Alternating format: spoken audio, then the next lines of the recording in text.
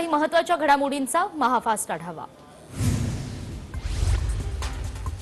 मनसेचे नेते बाळा नांदगावकर यांनी राज्याचे गृहमंत्री दिलीप वळसे पाटील यांची भेट घेतली आहे। मनसे कार्यकर्त्यांच्या धरपकडी संदर्भात ही भेट झाल्याची चर्चा आहे।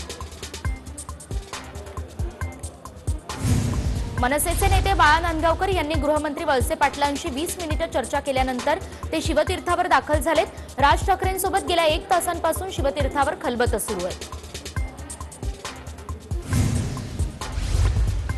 मोतीलाल ओसवाल कंपनीकडून सोमय्यांच्या युवक प्रतिष्ठानला मिळालेला पैसा संशयास्पद असल्याचा आरोप शिवसेनेचे नेते संजय राऊत यांनी केलाय। ईडी आणि सीबीआयने सोमय्यांच्या कंपनीची चौकशी करावी अशी मागणी राऊतांनी केली आहे।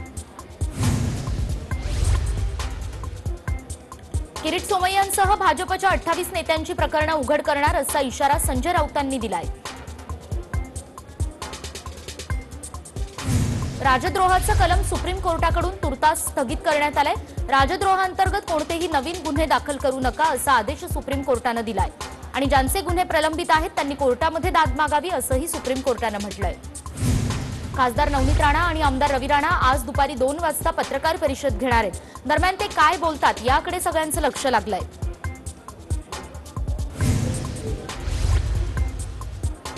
नोटीसनंतर राणा दाम्पत्य आज कोर्टामध्ये धाव घेण्याची शक्यता आहे। खारमधल्या घरात अवैध बांधकाम केल्याचं उघड झाल्याने मुंबई पालिकेने रवी राणांना नोटीस बजावली आहे।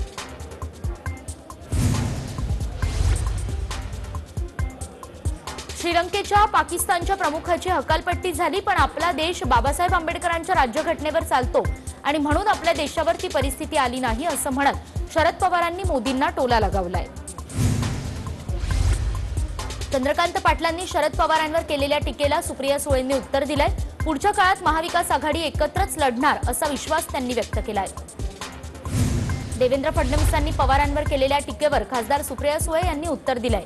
ते राज्याचे विरोधी पक्षनेते आहेत, त्यांनी टीका करत राहावी आणि आम्ही जनतेची सेवा करत राहू असं सुप्रिया सुळे म्हणाल्यात। मुंबईमध्ये दादरच्या इंदू मिलमध्ये डॉक्टर बाबासाहेब आंबेडकरांचं स्मारक होणार आहे। मंत्री धनंजय मुंडे, वर्षा गायकवाड आणि विश्वजित कदम यांनी या स्मारक कामाची पाहणी केली आहे।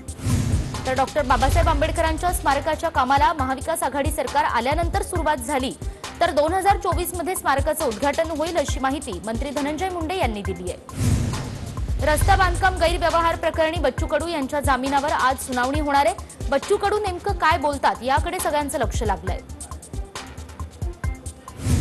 यासीन मलिक आणि नवाब मलिकांच्या नातेसंबंधांची चौकशी झाली पाहिजे अशी मागणी भाजपचे नेते मोहित कंबोज यांनी ट्विटद्वारे केली आहे।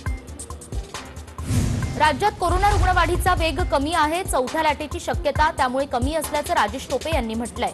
दरम्यान घाबरून जाऊ नका, मात्र काळजी घ्या असंही टोपेंनी म्हटलंय। बिग बी अमिताभ बच्चन आणि जया बच्चन यांनी संतूरवादक पंडित शिवकुमार यांच्या पार्थिवाचं अंत्यदर्शन घेतलंय। यावेळी शिवकुमार यांच्या कुटुंबियांचं त्यांनी सांत्वनही केलंय। औरंगाबाद शहरात लेबर कॉलनी परिसरातल्या तोडक कारवाई जवळपास 80% पूर्ण झाली आहे। आतापर्यंत 50 जेसीबींच्या सहाय्याने 338 पैकी 300 घरं जमीनदोस्त करण्यात आली आहेत।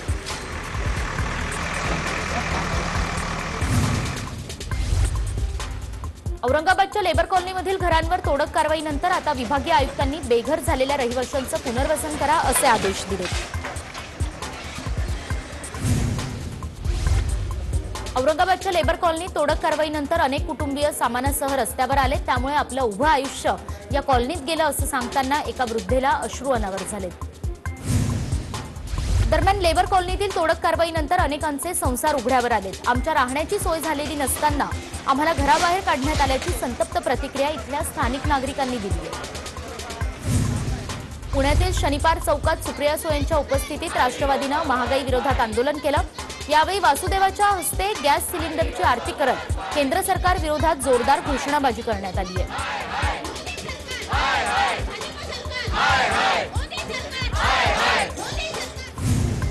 राष्ट्रवादी काँग्रेसच्या खासदार सुप्रिया सुळे पुणे महापालिका आयुक्तांची त्यांनी भेट घेतली आहे आणि यावेळी शहरातल्या विविध प्रश्नांसंदर्भात या भेटीत त्यांनी चर्चा केली आहे। नवी मुंबईच्या कोयना प्रकल्पग्रस्त शेतकऱ्यांसाठी मराठा क्रांती मोर्चाकडून आंदोलन करण्यात आले। बिल्डरने शेतकऱ्यांवर खोटी अॅट्रॉसिटी लावून जमीन हडप केल्याचा आरोप यावेळी करण्यात आला। आंबेगाव तालुक्यातील कारेगाव या ठिकाणी म्हसोबा माऊलींचा यात्रा उत्सव संपन्न झाला। या यात्रा उत्सवानिमित्त बैलगाडा शर्यतींचे आयोजन करण्यात आले होते।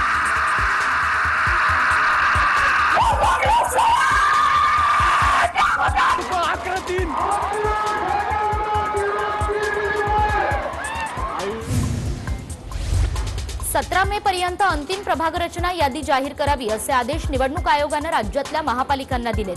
राज्य निवडणूक आयोगाने या संदर्भात सर्व महापालिकांना पत्र पाठवलंय। राज्यातील 14 महानगरपालिकांच्या निवडणुका 2 टप्प्यात होण्याची शक्यता आहे। या संदर्भात राज्य निवडणूक आयोगाकडून हालचालीही सुरू झाल्या आहेत।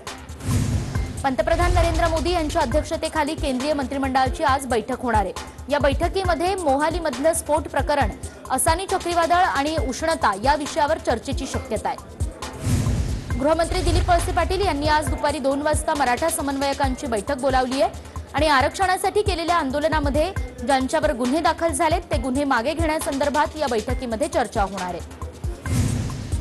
भोंगे आंदोलन प्रकरणी पोलिसांनी हद्दपार केलेल्या मनसैनिकांना न्यायालयाकडून दिलासा मिळालाय। न्यायालयाने हद्दपारीला स्थगिती दिली आहे। असानी चक्रीवादळामुळे विमान सेवेला फटका बसला। विशाखापट्टणम, चेन्नई या ठिकाणी विमान वाहतूक विस्कळीत झाली आहे। राज्यातील काही जिल्ह्यात यंदा मान्सूनचं लवकर आगमन होण्याचा अंदाज पुणे हवामान विभागाकडून वर्तवण्यात आलाय। तर पूर्व विदर्भातल्या काही जिल्ह्यात ढगाळ हवामानासह हलक्या पावसाची शक्यता नागपूर हवामान विभागाने वर्तवली आहे। ओडिशाच्या समुद्रात अडकलेल्या 11 मच्छीमारांची सुटका करण्यात आली आहे। तटरक्षक दलाने मच्छीमारांना एअरलिफ्ट करून सुखरूपपणे किनाऱ्यावर आणलंय। नांदेडमध्ये वादळी वाऱ्यामुळे घरावरची पत्रे उडाली आहेत। दरम्यान छतावरून पत्रे उडाल्यानंतर एक तरुण अगदी थोडक्यात बचावलाय।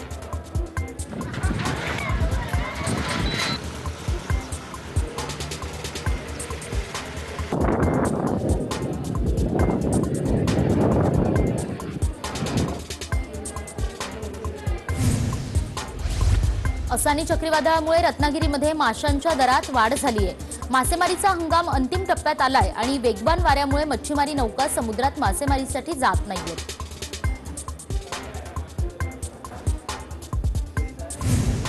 आंध्र प्रदेशच्या श्रीकाकुलममधल्या सुनापल्ली भागात वादळामध्ये समुद्रातून एक सोनेरी रंगाचा रथ वाहून आलाय।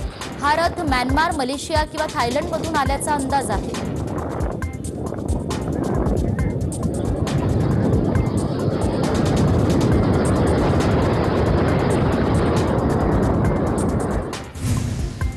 पुणे महापालिकेतील समाविष्ट 23 गावांच्या पाणी प्रश्नी उपमुख्यमंत्री अजित पवारांना पत्र लिहिण्यात आलंय। बांधकाम व्यावसायिकांनी पत्र देऊन पाणी देण्याची मागणी केली आहे। जिल्हा आपत्ती व्यवस्थापन प्राधिकरण, जिल्हाधिकारी कार्यालय पुणे यांच्याकडून शोध बचाव पथकाला रेस्क्यू बोट आणि प्रथमोपचाराचं प्रशिक्षण देण्यात आलं। भाटघर धरण क्षेत्रामध्ये हे प्रशिक्षण देण्यात आलं।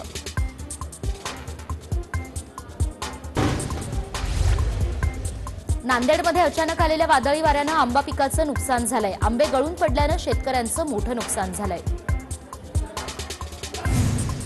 नागपूरच्या शिरपेचात आणखी एक मानाचा तुरा रोवला गेलाय। निकिता जोसेफची जागतिक शालेय बॅडमिंटन स्पर्धेसाठी निवड करण्यात आली आहे।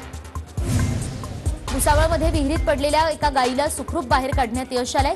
कठडे तुटलेल्या विहिरीमध्ये ही गाय पडली होती आणि गोसेवकांनी जेसीबीच्या मदतीने या गायीची सुटका केली आहे। राष्ट्रवादीचे अध्यक्ष शरद पवार आज बेळगाव दौऱ्यावर आहेत आणि यावेळी मराठा कोऑपरेटिव्ह बँकेच्या अमृत महोत्सव आणि दक्षिण महाराष्ट्र शिक्षण संस्थेच्या सुवर्ण महोत्सव सांगता समारंभाला शरद पवारांनी हजेरी लावली आहे।